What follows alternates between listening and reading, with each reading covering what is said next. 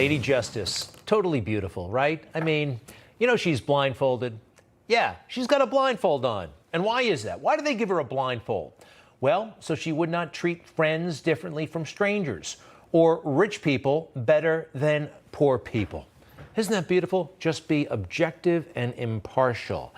Democrats have ruined all that stuff. They took off the blindfold. However, they have turned a blind eye to Joe Biden and the obvious corruption. There's no evidence. Here's some evidence. That's been debunked. And here's some more evidence. That's baseless. No matter what you do, Joe Biden is innocent. Here's some evidence. A text message from Hunter to one of his children. Don't worry, unlike Pop, I won't make you give me half your salary. That is evidence. The whole thing is about they're making money and sharing it with the father.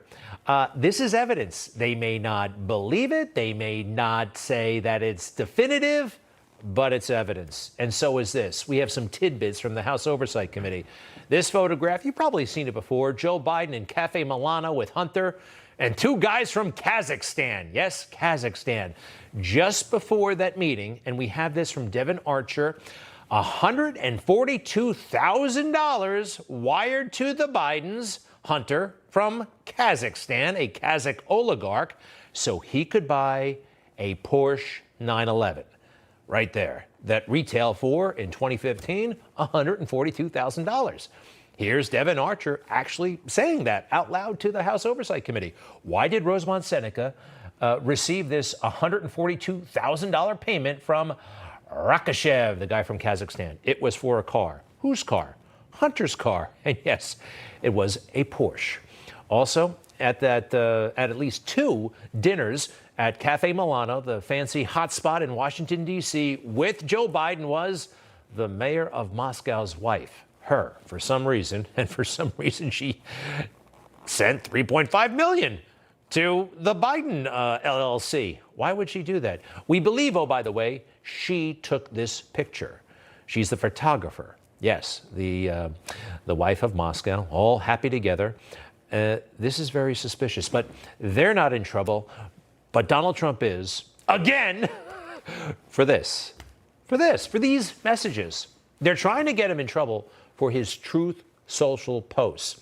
And not ones, say, from like January 4th of 2021 or December when he was contesting the election. I mean, like today and yesterday when he made fun of Mike Pence. He called him Little Mike Pence. And they say that's badgering a witness. And yes, they want to charge him for it. If Mr. Trump continues to target witnesses, right, for intimidation and harassment, he's committing another crime post-indictment. And if the government decides that the conduct is serious enough and they can prove his corrupt intent, they could charge him with that too. Why not charge him with everything? I mean, the whole thing's a sham. Why not add to it? He's a former federal prosecutor. And what they do is this all day long in mainstream media, daydream about how to get Trump worse than they've already gotten him. Tanya Chutkin is the judge. And she, according to our legal experts here, has been such a jerk with the Trump team. I mean, on the little things like, you must be here on Monday morning. But, Judge, we have an appointment. Could we possibly meet you on Wednesday afternoon? No, Monday morning. That kind of stuff. It's a bad, bad sign. And they're also trying to make her into a hero. That MAGA wants to get her. I want her to live to be 100. I also want her to recuse herself because she's not impartial like our blind friend. Security for Judge Chutkin has increased at the federal courthouse in Washington as Trump is stepping up his attacks on her. We are in unique circumstances here. It's probably unprecedented that a high-profile defendant in this case makes such overt threats. To be clear, this is not normal. This security is not really for the potential defendant, Donald Trump. It is security against the threat posed by his frequent attacks on prosecutors, on judges, on witnesses.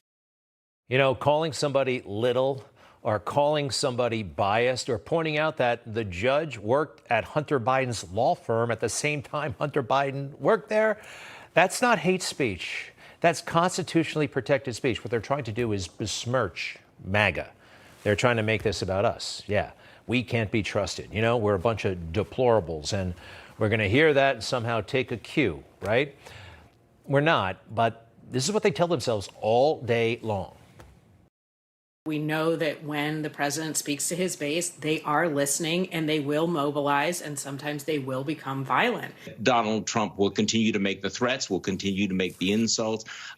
Everything that's happening now will get worse, and the Republican Party and the evangelical church will go along with it. Look, angry, unhinged Trump supporters, I don't think anyone's surprised to see it. I mean, his base supporters tend to be very extreme, very angry. I'm as MAGA as they come, and I love life. I'm not angry. I mean, yeah, some things infuriate me, like no border, but we're going to change that. We're going to fix that. They're trying to, well, stigmatize us, that we're a bunch of insurrectionists. But here's the thing. They talk about these threats, almost like they want the threats to come in, and they actually do. They want threats, and if they don't get them, they might even make them up, like Eric Swalwell. Remember him? He's still out there. Look, if they say they're threatened, they can go on TV and talk about it and hopefully get security. A bunch of guys with an SUV and wires coming out of their ears. That's what they're all in it for in Washington. They, level death threats against me, my staff, my family. Calling me and threatening to kill my family, and oftentimes I get these calls. Recently, someone said that they were going to rape and kill my children, and they were using the language that Kevin McCarthy was using. Well, I'm frankly just tired of these threats coming anonymously to us. Well, I don't know if talking about it is a good idea. I do think he's exaggerating. I don't want anything to happen to him or his children. I would like to see him defeated at the ballot box. But he gets political points for this. And we look back, assassinations, they tend to not call up and say, I'm going to assassinate you. That's just not how it works. Again, it's so bizarre and warped right now that this is somehow hate speech. If you go after me, I'm coming after you. Well, that goes for, I think, everybody in politics ever, right? Is it perhaps a warning to some of the Republicans who are thinking, they're hearing all the time, if you don't go after Trump, you have no way of beating Trump? That's what they say on the fake news every day. They're goading them into attacking Trump. I don't want anything to happen to anybody, all right? Everybody should be safe. But as they talk about MAGA, they may be taking their eye off the ball, because there are crazy people out there and they do crazy things. And judges have been targeted in the past. Let's go through it. I mean, it can be dangerous. We have a marshal service on purpose because there are people out there. By the way, Judge John Wood, you know who killed him? Woody Harrelson's father. Woody Harrelson, the guy from Cheers? Yeah, that's the guy who killed him. Another one. This has happened throughout history, and it's unfortunate, and we don't want it to happen. But if they work themselves up into a frenzy about MAGA like they have about white supremacy, right? Remember, white supremacy is a gravest threat to national security. They could take their eye off the real threat. And that's a genuine concern. And these people in Washington, they're not professionals. They're so political, and they could make a mistake. What's next? This is shameful. This testimony, your directive, your performance is shameful. Okay. That's not. Thank God you are not on the Supreme Court. You should resign in disgrace, Judge. Was he awesome or what? Senator Tom Cotton, Republican of Arkansas. So smart, so strong, so brave, and he sees things before others do. Back in the summer of 2020, he wrote an op-ed in the New York Times, send in the troops. Everything was going crazy on the streets, right, during Black Lives Matter. One thing above all else will restore order to our streets, an overwhelming show of force to disperse, detain, and ultimately deter lawbreakers. He was talking about sending in the National Guard. I don't have a problem with that. I think it would have been a great idea. What happened when he wrote that column? Well, we need to understand the danger of what Senator Tom Cotton says. Our democracy stands on a knife's edge. I abhor Tom Cotton's recommendation that basically you treat American cities like Baghdad.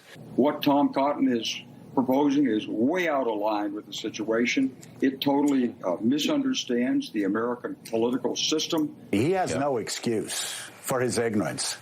Tom Cotton went to Harvard Law School.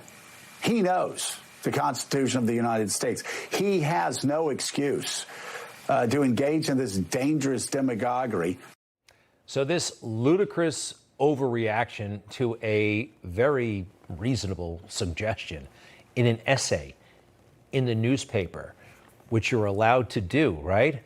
The editor at the Times actually got fired. He got fired for running that piece, for thinking, hey, this is an interesting column, let's put it in there, get people talking about it. Who knows? He got fired. He lost his job about that.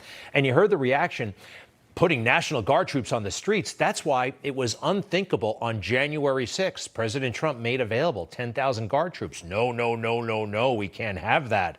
The optics, no, that's not the kind of country. Why not? They could have helped. And now we've come full circle. Listen to who is calling for National Guard troops. His name is Trayon White, member of the Washington, D.C. City Council.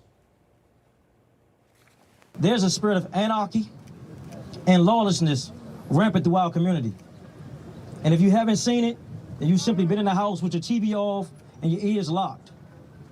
We are constantly hearing sounds of rapid gunfire, not just at nighttime anymore, early in the morning, during the day, and all day long.